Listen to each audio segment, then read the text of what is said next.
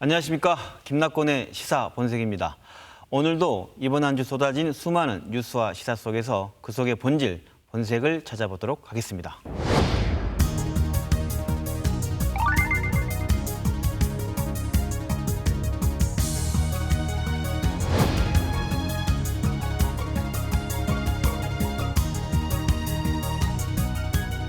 네, 이번 순서는 시사 탐구 시간입니다. 우리나라와 일본의 갈등이 경제 전쟁이라고 부를 만큼 확산되고 있습니다. 그 핵심에는 강제징용 배상 판결이 있다는 것은 시청자 여러분께서는 뉴스를 통해서 많이 들어보셨을 겁니다. 오늘 이 시간에는 일제의 강제징용 문제를 처음부터 끝까지 제대로 파헤쳐보는 시간을 마련했습니다. 강제징용 배상 문제를 둘러싼 원인과 그리고 그 문제점, 해결책은 어디에 있는지 알아보도록 하겠습니다. 함께 이야기 나눌 두 분 소개하겠습니다. 근로정신대 할머니와 함께하는 시민 모임 이국원 상임대표 나오셨습니다. 예, 반갑습니다. 네, 반갑습니다.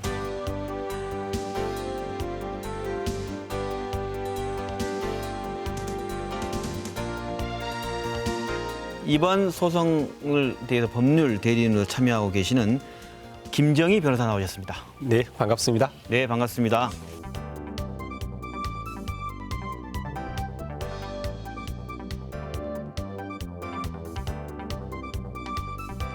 이 얘기 한번 여쭤보고 싶은데요. 얼마 전 일본의 아베 총리가 이런 얘기를 했어요. 강제징용 배상 판결과 관련해 어떤 답을 내놓지 않으면 한국 정부가 양국의 정상회담이 없다. 이렇게 말해서 어떤 양국 간 갈등의 원인이 과거사와 관련돼 있다는 것을 시인하는 셈이 됐는데 지난해 10월 우리나라 대법원이 내린 강제징용 배상 판결, 일본이 문제 삼는 이유가 무엇인지 좀 설명해 주신다면요. 일단은 가장 큰 쟁점 중에 하나는 일본의 주장 가장 큰 것은 네. 한일 청구권 협정으로 강제동원 피해자들의 손해배상 청구권은 소멸됐다라는 게 가장 큰 주장이고요. 네. 우리 대법원 입장은 그것이 아니라는 것이죠. 지난해 대법원이 내린 10월 판결을 좀 간략하게 시청자 이해하기 쉽게 설명해 주신다면 어떤 판결이었죠? 배상 판결의 내용이? 네, 배상 판결의 내용은 네. 일단은 네. 강제동원 피해자들이 네. 일본 전범 기업에 의해서 강제 동원됐고 강제 노역을 했다라는 것이고 이건 불법 행위라는 불법 것입니다. 행위다. 그리고 한일 청구권 협정 안에는 강제 동원 피해자들의 손해배상 청구권이 포함되지 않았다라는 것입니다. 1965년 한일 청구권 협정 그렇습니다. 때. 예, 예. 네. 그래서 그 내용이 이 사건의 전말인 것입니다. 그 지난해 10월의 판결은 개인이 어떤 그 기업을 상대로 불법적인 행위에 대해서 그 요구한 거고 대법원은 배상 판결에 이유가 있다라고 판결한 거 아니겠습니까? 그렇습니다. 그렇다고 한다면 별 판결에 대한 내용에 문제가 없을 건 일본의 이 어떤 판결을 문제 삼는 이유를 뭐라고 보십니까? 우선 당시에 어떤 것이 있는지를 조금 네. 살펴볼 필요가 있겠습니다. 네네. 65년 한일 청구권 협정에 의해서 네네. 일본 정부는 한국 정부에 무상 3억 불, 유상 2억 불로 그 차관을 제공했습니다. 네. 일본 정부는 이제 이것을 근거로 이 무상 3억 불에 일제 네. 강제동원 피해자들의 문제가 모두 끝났다라고 하는 것이고 실제 그 조약에는 완전히 최종적으로 소멸됐다라고 하는 문구가 있습니다. 예. 그런데 대법원에서는 이러한 문구가 있음에도 불구하고 그 네. 회담이 이루어지게 된 전후 맥락이랄지 관계 문서 또 당사자들의 네네. 발언 이런 것들을 종합적으로 고려해 볼 때 네네. 일본 정부는 애초에 강제동원 피해자들의 문제에 대해서 이론 한 푼 지급할 의사가 없었다라고 하는 것이고 앞서 변호사님께서 말씀하셨었지만 강제동원이라고 하는 것이 불법이다라고 하는 이러한 인식 자체가 없었다라고 하는 것입니다. 비근한 예로 2015년 그 군함도 영화 소재도 됐습니다만 그때 이제 군함도를 비롯해서 일제 강제 동원 그 시설 몇 곳이 유네스코 산업유산에 등재돼 가지고 네. 우리 국민뿐만 아니라 세계적으로 상당히 비난 여론이 그렇죠. 높았었습니다. 기억납니다. 네, 그 직후에 네. 일본 미쯔비시가 곧바로 미군 포로들한테 당시 포로들한테 찾아가서 엎드려 사죄하고 중국인 피해자들 3,765명에 대해서 그 이듬해 해에 집단 화해를 했었거든요. 그러면서 그러면 같은 시기 같은 현장에 한국인 피해자들이 있었는데 왜 한국인 피해자들은 찬밥 대접하는 것이냐라고 했었을 때 일본 관방장관이 했던 얘기가 있습니다. 매우 중요합니다. 네. 당시 한국인은 우리 일본 국민이었고 일본 국민으로서 동원된 것이다. 내선 일체를 말씀하시는 그렇습니다. 건가 보죠. 그러니까 조선과 일본 하나다. 예, 한국은 당시 일본과 한 나라였고 네. 한 국민이었다는 얘기입니다. 예를 들어서 남자들이 일정한 나이가 되면 병역법에 의해서 군 입대를 의무로 하듯이 네.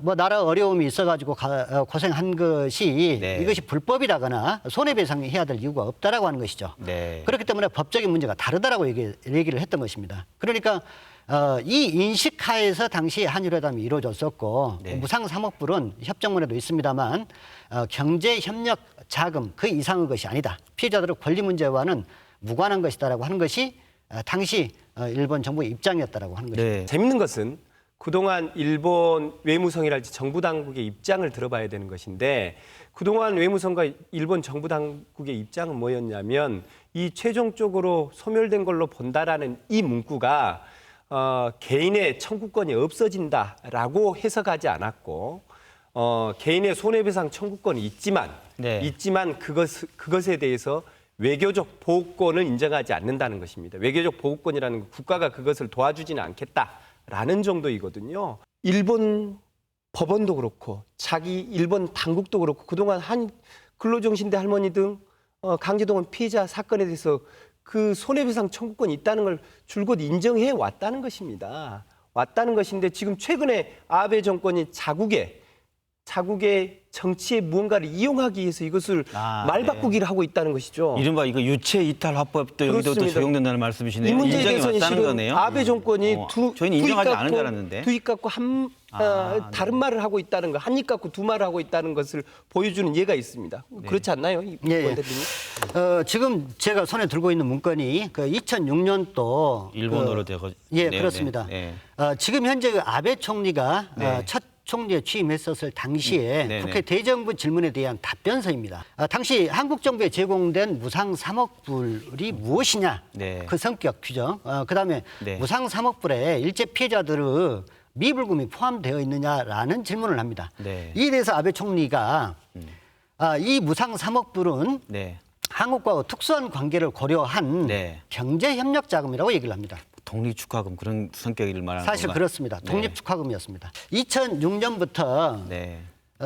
이제 우리 정부 자료를 일본이 신뢰하지 않기 때문에 네. 그러면 너희들이 당시 한일 회담 당시에 네. 외무성이 지금 현재 가지고 있는 그 문서를 공개해봐라라고 얘기를 했습니다. 네. 그랬을 때 일본 외무성이 공개한 자료입니다. 보시는 것처럼 중요한 문서를 먹칠해가지고 공개를 합니다. 만약 65년 무상 3억 불에 의해서 끝냈다라고 하면 이 공개되는 것이 무엇이 두렵습니까? 네. 끝내 이렇게 먹칠한 부분을 공개하지 못한 부분에 대해서 일본 외무성은 외교적 불이익을 고려해서 공개하지 못한다라고 얘기를 했거든요. 끝냈고 갚았고 해결했고 마무리 지었으면 어떻게 마무리 지었는지 마무리 지은 사람이 그 증명해야 되지 않습니까? 지금 아베 총리는 마치 한국 정부에 책임이 있고 또 신뢰할 수 없고 판을 엎은 것처럼 얘기를 하고 있는데 정작 말 바꾸기를 하고 있는 것은 아베 총리입니다. 그 개인 정권이 살아있다는 것은 일관되게 인정되는 상황인 그렇습니다. 거네요. 제가 좀 잘못 알고 있었는데 아베가 결국 왔다 갔다 한 거지 같은 거란 내용, 개인 정권은 살아있다는 거네요. 예, 그 말을 좀 덧붙일 내용이 네. 있습니다. 그렇게 할 수밖에 없었던 이유가 있습니다. 뭐냐면 네. 우리만 강제동원 피해자가 있는 것이 아니라 막판에 네. 일본도 그 소련에 억류된 일본 군인들이 있었습니다. 네. 네. 예, 이제 연합군에 결국은 승복을 하게 되면서 시베리아로 억류된 일본 군인들 이 문제를 어떻게 할 것인지 피해자나 유족들로부터 질문이 있었거든요. 그런데 이것을 청구할 수 없다라고 얘기를 할 수 없는 처지가 된 것입니다. 자기 나라의 그렇습니다. 문제니까요. 예, 예. 네. 자기 나라 국민들의 문제입니다. 여기에 추가해서 이제 또 네. 히로시마 원폭 피해자들의 네. 또 손해배상 문제도 있었거든요. 네. 현재 그러니까 자국의 국민들을 보호하기 위해서는 어쨌든 간에 네네. 개인의 청구권이 살아있다라는 논리가 필요했던 거죠. 해야 되는데. 네. 그래서 그것이 일본의 공식적인 입장이었습니다. 손해배상 청구권은 소멸되지 않는다. 그러면서 일본은 한국 정부가 다 끝난 보상 문제를 다시 요구한다 하고 우리는 지금 종전에 쭉 얘기한 건 배상 판결을 얘기했는데 보상과 배상을 교묘하게 혼돈해서 얘기를 쓰다 보니 저희도 사실 헷갈리고 그렇거든요. 둘의 차이가 왜 중요한지를 좀 설명해 주셔야 제가 이해할 수 있을 것 같아요. 보상과 배상의 차이 그리고 지금 일본 정부는 이걸 왜 의도적으로 혼용하고 있는 건지.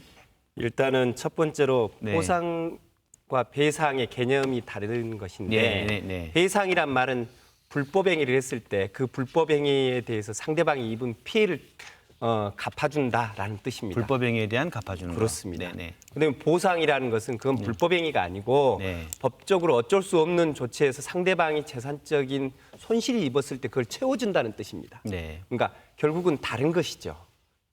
결국 이걸 일본 강제동원 문제로 네. 치환해 본다면 네네. 결국은 일본의 강제동원이 불법성이 있다면 그것은 배상의 문제로 가야 되겠죠. 네.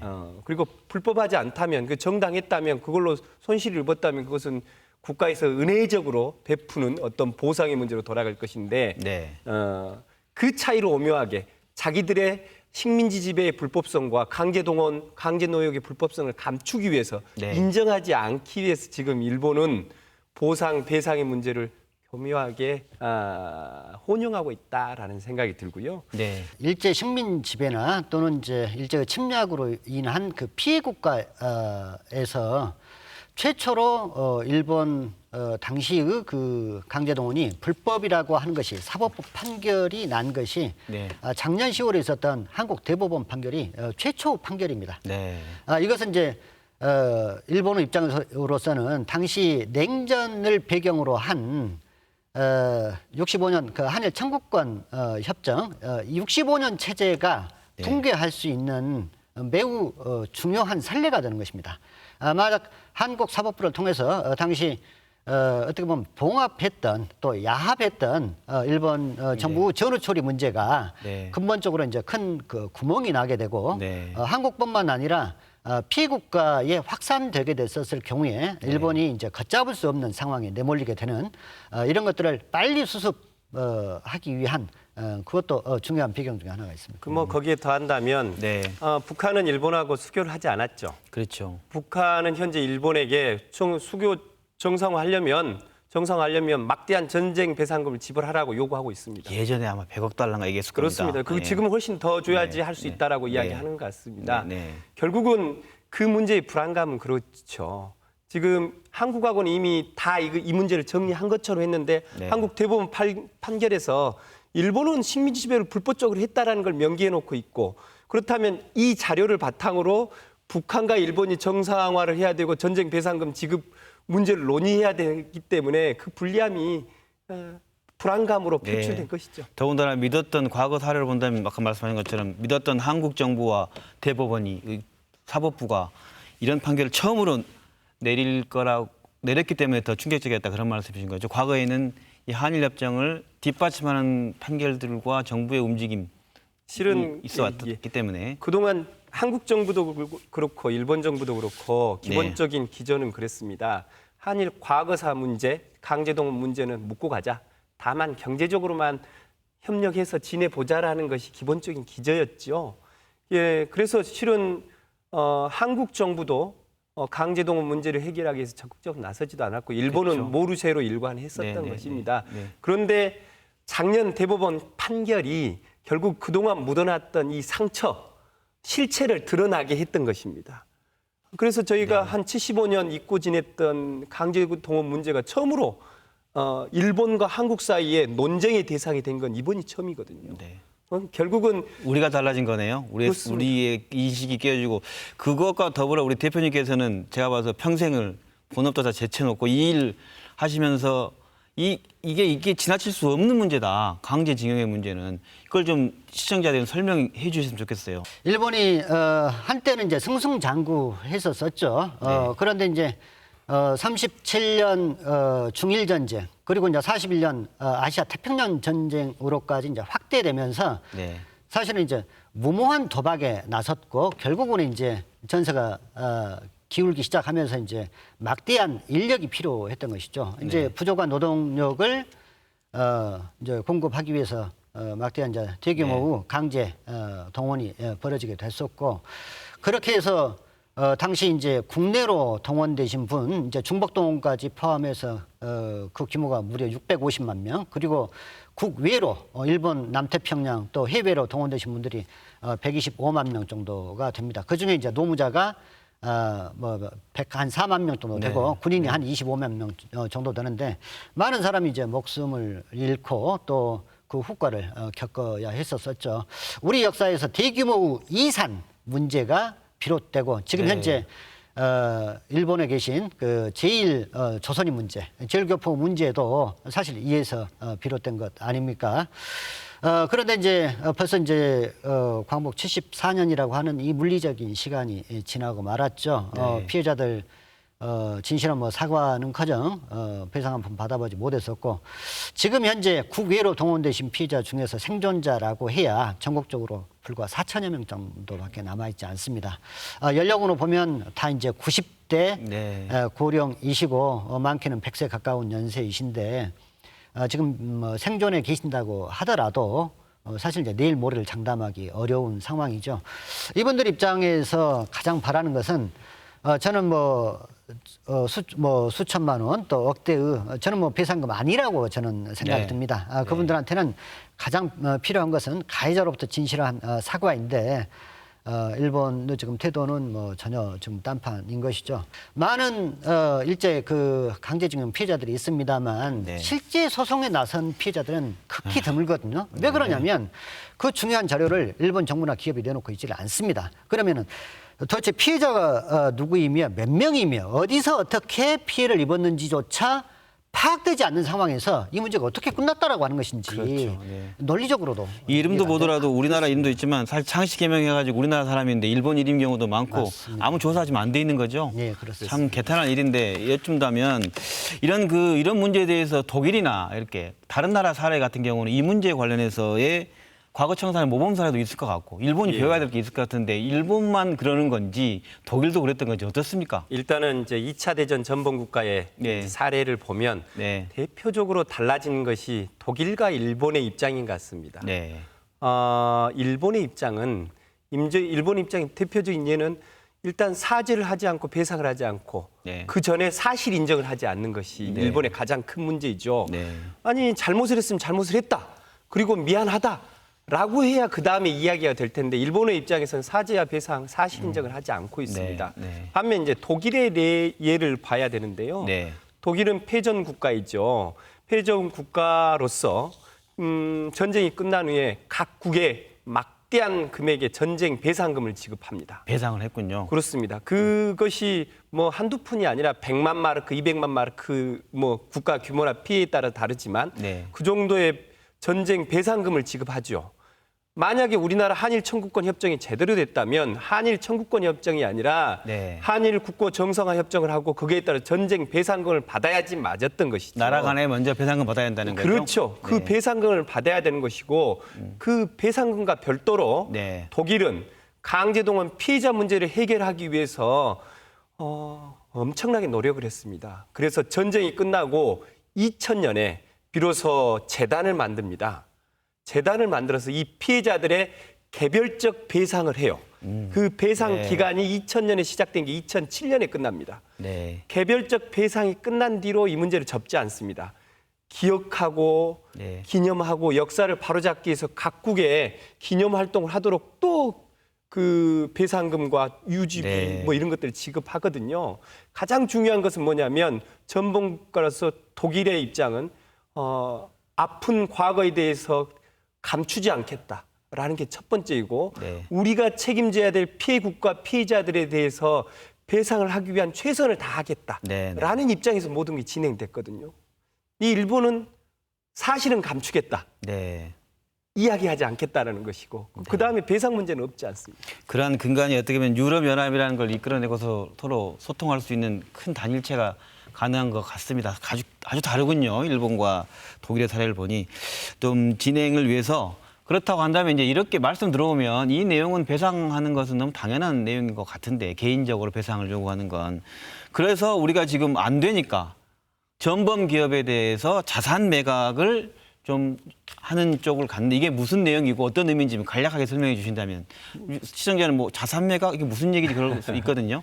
예, 그 작년에 대법원 판결이 났습니다. 네, 네. 판결이 나면 네. 적어도 국내에서 경제 활동을 하거나 국내에서 살기를 원하는 자라면 누구든지 네. 대한민국 법질서에 따라야 되겠죠. 국내에 들어온 외국 기업도 그런 말씀이신 그렇습니다. 거죠? 그건 누구든지 있죠. 그게 법치주의의 첫 번째입니다. 네. 뭐 로마에 가면 로마법 따르는 것이 기본 아니겠습니까? 네. 그리고 그게 잘못된 것도 아닙니다. 네. 그래서 이 사건의 경우도 전범기업인 미쓰비시 중공업이 네. 근로정신대 피해자 강제동원 피해자에게 배상을 해야 되지 당연한 것 아니겠습니까? 네. 저희는 그래서 미쓰비시 중공업에 여러 차례 교섭 요청까지도 했습니다. 이 문제에 대해서 평화적으로 해결하자. 우리가 자산 압류까지 하고 매각까지 하고 이런 거 바라지도 않고 스스로 자발적으로 참여해서 이번 기회에 미쓰비시 중공업도 전범 기업으로서의 불명예를 씻어버릴 수 있지 않느냐라고 해서 여러 차례 교섭 요청도 했는데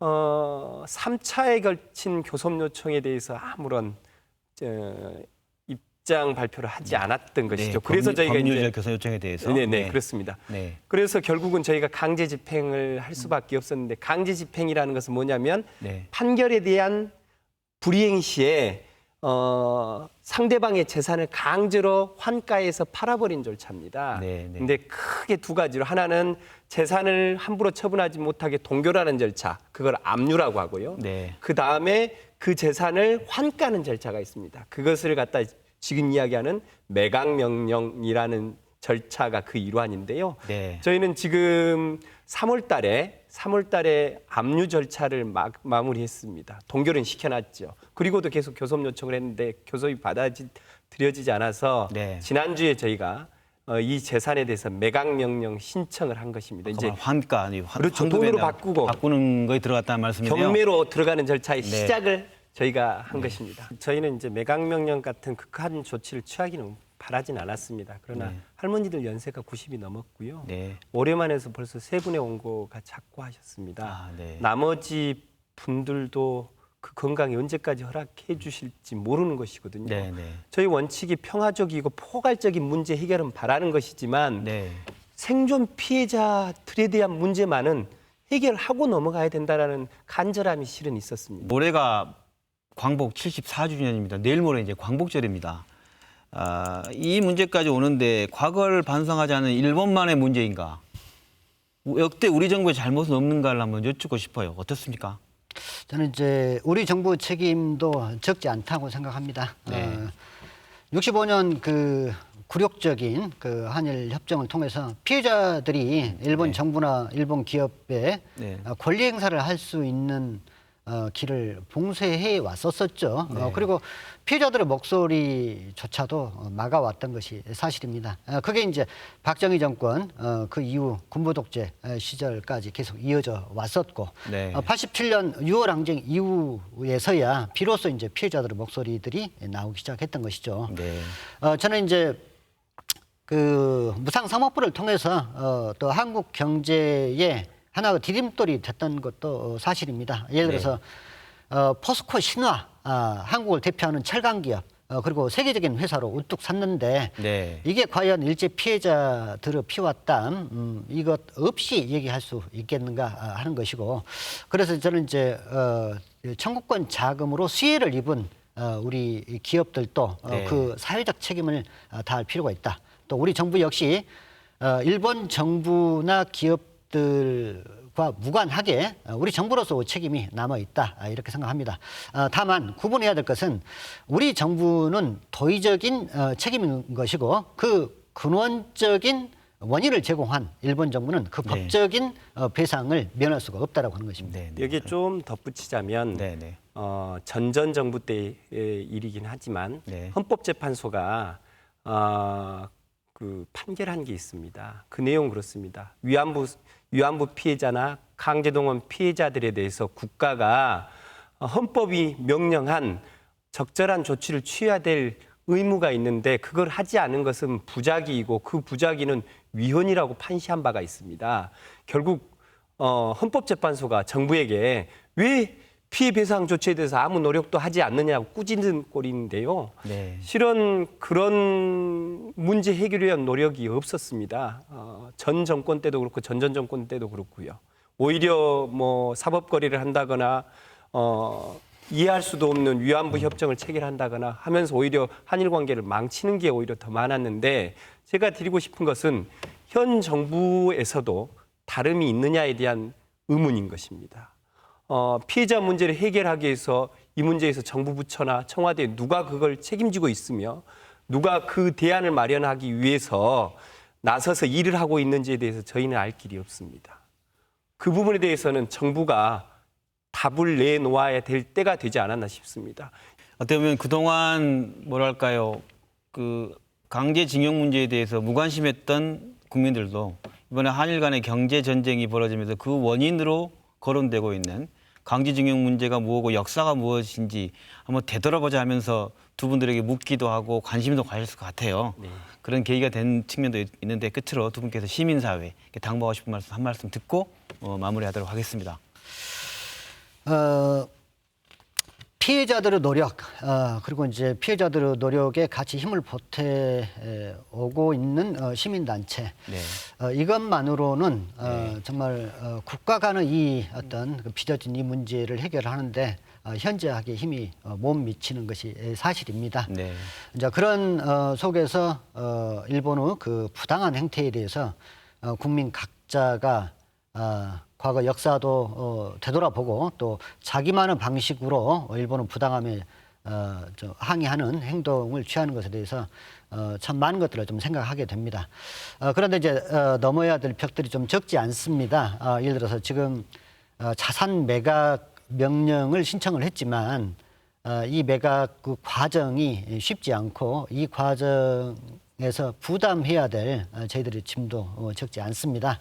앞으로도 시도민들이 함께 관심을 좀 기울여 주시고 손을 보태 주십사 부탁 말씀드립니다. 네, 저는 현재 진행되고 있는 불매운동, 일본 제품 불매운동에 대해서 한마디 드리겠습니다. 누구나 공감하듯이 대단한 운동인 것 같습니다. 누가 시키지도 않았고 어느 조직이 이끌지도 않은 이 운동 매우 중요한 운동이다라고 생각하고요. 저는 이것은 일본에 대한 반일 운동이라기보다는 우리의 정당한 생존권을 지키기 위한 소비자 운동이라고 생각합니다. 일본이 지금 우리의 경제의 급소를 타격했죠. 반도체 산업이라는 것. 우리 경제가 그러면 전반적으로 힘들어지고 그 피해자는 국민 개개인입니다. 이 개개인이 일본의 공격에 대해서 대항한다는 것은 소비자 운동이라고 볼 수 있는 것이지요. 근데 안타깝게도 이 문제가 쉽게 끝날 것 같지가 않습니다. 멀리 길게 가야 될지 모른다는 것입니다. 두 개 사야 될 때 한 개만 사는 것도 운동이라고 봅니다. 그래서 누가 일본 제품을 구입했을 때 비난하는 것이 아니라 그렇다면 어쩔 수 없이 사지만 조금 더 참아볼까라고 하면서 서로 다독여가면서 길게 가야 되지 않을까 싶습니다. 네, 오늘 시사탐구 시간에는 한일 간 경제 전쟁의 원인으로 거론되고 있는 일제 강제징용 배상 판결을 둘러싼 쟁점에 대해서 이야기 나눠봤습니다. 오늘 두 분 말씀 고맙습니다. 네, 감사합니다. 감사합니다.